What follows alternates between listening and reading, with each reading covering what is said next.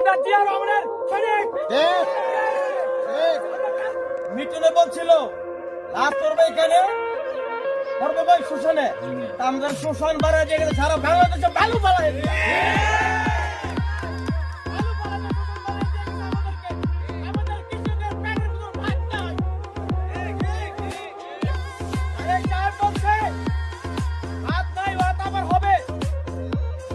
আমার গ্রাহক ঠিক থাকে, কৃষক ভাই ঠিক থাকে। আপনার দেখেন এই যে রঘুগঞ্জ রেললাইন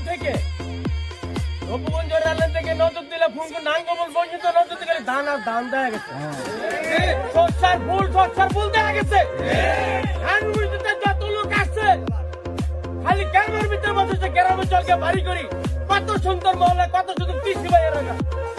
আর এখন টাউনে মানুষ আমাদের গ্রামে আসতে পারে না কেন? ওরা সন্ত্রাসের কারণে আসতে পারে না, ভালোর জন্য কোনো প্রশ্ন করতে পারি না। আমাদের একটাই অনুরোধ আরেক সাহেবের কাছে আর আমার প্রধানমন্ত্রী খালেদা জিয়ার কাছে। খালেদা জিয়া একটা কথা বলছিলেন, আপনাকে মনে আছে কিনা আমি জানি না।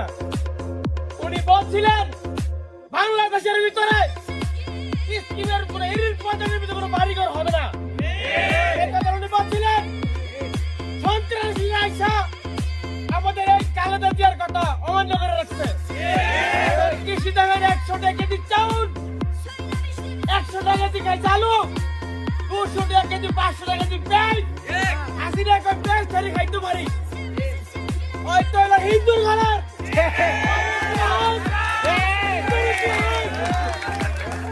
আমাদের তারিখে বলছে না আবার কৃষি চালাই দিব।